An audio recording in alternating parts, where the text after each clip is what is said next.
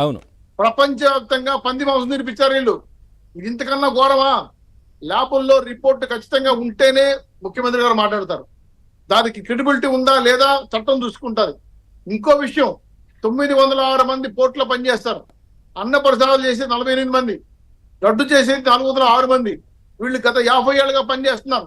వాళ్ళు నెయ్యి చేతికి వస్తాను, ఇది నెయ్యి కలితే చెప్పేస్తారు వాసన చూసి. అవును. కొంతమంది శ్రీహరి భక్తులు, బ్రాహ్మణులు జేఈఓ గివో కంప్లైంట్ చేయకపోతే సూపరింటెండెంట్ నివారించారు. మీరు పొరపాటున కూడా మీరు చెప్పారంటే మీ ఉద్యోగాలు పోతాయి.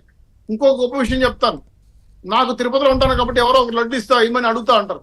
నేను ఇక్కడ నుంచి పార్సల్ పెడితే రెండో రోజుకి వాసన, అదొక రకమైన వాసన, శవాల వాసన, ముగ్గు కంపు కొడతా ఉంటుంది.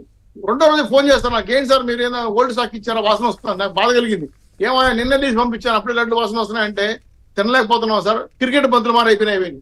అంటే ఒక రకంగా కిస్మిస్ కానీ, ముంతమాడుపు కానీ, అలాగే కొన్ని రకాల ఉన్నటువంటి యాలక్కలు కానీ, అలాగే చెక్క కానీ చాలా అంశాల పైన పూర్తిగా వైలేట్ చేసేసి లడ్డుని ఒక వ్యాపార వస్తువుగా మార్చేశారు. అంటే పూర్తిగా ఈవో శ్యామలరావు గారు కూడా ఒక నెల రోజులుగా అసలు ముందే దీన్ని నిర్ధారించలేదు, ఈ విధంగా జరిగిందని. అసలు ఎక్కడ జరిగింది, ఎక్కడ దేంట్లో క్వాలిటీ లోపం ఉంది, ఇవన్నీ ఒక్కొక్క ఐటమ్ ఏం కలుపుతారో దాంట్లో అన్ని పర్యవేక్షించి చూసుకున్న తర్వాత అక్కడ ఉన్నటువంటి పోర్టులో పనిచేసే కార్మికులు చెప్పారంట, దీంట్లో నెయ్యే ఇంపార్టెంట్ సార్, నెయ్యిని మారిస్తే చాలా అద్భుతంగా ఉంటుంది, టేస్ట్ పూర్తిగా చేంజ్ అవుతుంది అని. ఆ నేపథ్యంలో కొద్దిగా శాంపిల్గా మంచి నెయ్యి తెచ్చి తయారు చేస్తే అది క్లారిటీ వచ్చిందంట. అప్పుడు నెయ్యి పంపిస్తే అసలు ఏం జరిగిందనేది తెలిసింది.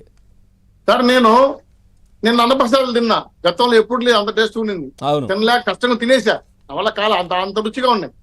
లడ్డు ఒకటి తినలేను సార్, నా వల్ల కూడా కాదు, కానీ ఒక లడ్డు తినేసానన్న అంత టేస్ట్ వచ్చింది. వాస్తవం నేనే దర్శనానికి పోయాను, నేను కంకం కూడా ఇంకా చెప్పలా. ఎందుకు ఈ మాట చెప్పానంటే, ఇక్కడ విజయ్ కుమార్ రెడ్డి గారు ఎన్డీఆర్ ఒక సీనియర్ సైంటిస్టు, అలాగే సురేంద్ర కుమార్ గారు dairy expert, Swarnalatha garu Telangana veterinary senior professor. June 4న ఈ ప్రభుత్వం యొక్క నిర్మించిన కరుణాకర్ రెడ్డి గారు చైర్మన్ రిజైన్ చేశారు. జూన్ 12ని కమిటీ చేశారు బాబు గారు. ఎందుకంటే ఏంటి అన్నప్రసాదాల్లో ఏం తప్పు జరుగుతా ఉంది, లడ్డు ప్రసాదాలు ఏం జరుగుతుంది. వీళ్ళు 2 నెలలు విచారించిన తర్వాత పోయిన నెల 20వ తారీఖున రిపోర్టు ల్యాబ్ కి పంపించారు. నెయ్యి కానీ శాంపుల్ గా తీసుకొని గత ప్రభుత్వం వచ్చినవన్నీ. ఆ తర్వాత ఈ నెల మరుసటి నెల 26వ తారీఖున రిజల్ట్ వచ్చిన తర్వాత ఇక్కడ టీటీడీ బోర్డు అంటే ఐఏఎస్ ఆఫీసర్లతో కూర్చొని మాట్లాడిన తర్వాత నిన్న కేబినెట్ లో ఆ యొక్క ల్యాబ్ రిపోర్ట్ పెట్టారు. ఇక్కడ వాళ్ళు చెప్పింది ఏంటంటే, గతంలో నందిని నుంచి వచ్చిన నెయ్యి కాకుండా ఇప్పుడు ఏఆర్ ఫుడ్స్ అలాగే ఆప్సాన్స్ అనేది గుజరాత్ నుంచి అంట. ఈ 2 కంపెనీలు, చెన్నైలో ఒక కంపెనీ, 4 కంపెనీలు కలుపుకొని వీళ్ళు నెయ్యి సరఫరా చేయలేక 15,000 కిలోలు సరఫరా చేయలేక విదేశాల నుంచి ఇంపోర్ట్ చేసుకున్నారండి. అందులో భయంకరమైన మిక్సింగ్ కెమికల్స్ ఉన్నాయంట. అవి చెప్పకుండా భారీగా ట్యాంకర్లు తీసుకొచ్చి దింపేయటం, అవి లడ్డులో కలపటం, మరుసటి రోజుకి అది ఒక రకమైన వాసన రావటం. ఇవి కాదు సార్, భారతదేశ వ్యాప్తంగా కాదు, ప్రపంచ వ్యాప్తంగా స్వామివారికి భక్తులు ఉన్నారు. హిందువులు మనోభావాలు దెబ్బతినే విధంగా దుర్మార్గంగా పంది మాంసం, ఆవు మాంసం పెడితే హిందువులు ఏం కావాలి, వాళ్ళ మనోభావాలు ఏం కావాలి? భగవంతుని దుర్మార్గం హింసిస్తారా? ల్యాండ్ శాండ్ మైండ్ దోసేసుకున్నారు, మమ్మల్ని కేసులు పెట్టారు, కొట్టారు, రెండో విషయం.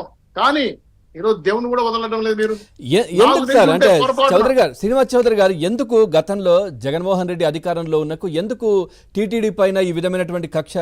ఎందుకంటే ఎప్పుడూ సతీ సమేతంగా గుడికొచ్చింది లేదు అనంటే మనం చూసాం కదా, సంక్రాంతి సమయంలో కూడా దేవుణ్ణే తన దగ్గరికి పిలిపించుకున్నట్టుగా సెట్టింగ్ వేయించుకున్నారు ఇంటి దగ్గర. సో ఈ విధంగా పూర్తిగా కూడా రాష్ట్రంలో అర్చకులపైన కావచ్చు, ఆలయాలపైన కావచ్చు, రథాలపైన ఏ విధంగా దాడులు జరిగాయో చూసాం కదా, ఎందుకు అట్లా? సార్, జగన్మోహన్ రెడ్డి గారి ప్రభుత్వంలో అందరూ ఒకే మతాన్ని చెందిన వాళ్ళు.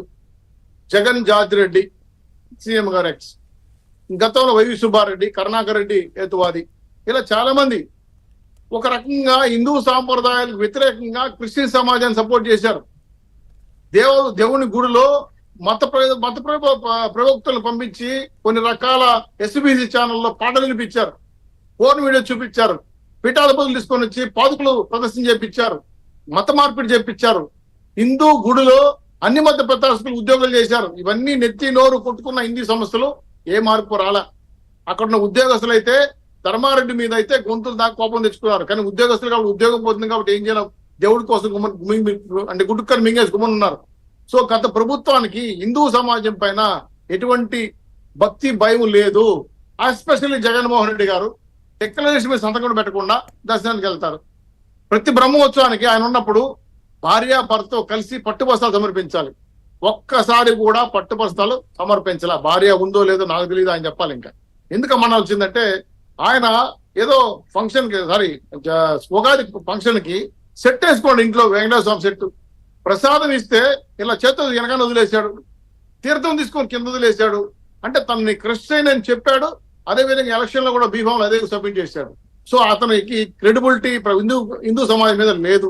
కాబట్టి ఖచ్చితంగా అన్ని మత ప్రచారంలో భాగంగా తిరుమల తిరుపతి దేవస్థానానికి గొప్పతనాన్ని, ప్రాముఖ్యతని, హిందూ మత ప్రాముఖ్యత తగ్గించడం కోసం చేస్తున్న ప్రయత్నమే అన్ని మత ప్రచారం భాగంగా కుట్రని నేను భావిస్తున్నాను. ఇది కాకుండా ఈ నెయ్యే కాస్తారు, నాట్ ఓన్లీ నెయ్యి, అన్న ప్రసాదాల్లో వాడతారు, స్వామివారి అభిషేకానికి వాడతారు, ధూప దీప నైవేద్యాలకు వాడతారు. కింద 3 ఆలయాలు, కాళహస్తి కానీ, అలాగే మన కపిల తీర్థం ఆలయం కానీ, తిరుచానూరు, మంగాపురం ఆలయాల్లో వాడతారు. చాలా ఆలయాలకి ఇటువంటి నెయ్యిని పంపించి హిందువులు మనోభావాలు దెబ్బతీశారు.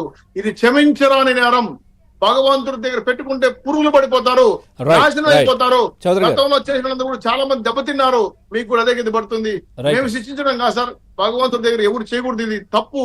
ప్రపంచంలో హిందువులందరూ కూడా బాధపడుతున్నాం. మీరు అన్నట్టే చక్రాలు కొడుతున్నాయి వార్తలు సోషల్ మీడియా నుంచి, అదేవిధంగా వివిధ నేషనల్ మీడియా నుంచి కింద యూట్యూబ్ ఛానల్స్ వరకు తిరుమల జరిగిన అపవిత్రతను చూసి దిగ్భ్రాంతులు భయపడుతున్నాము.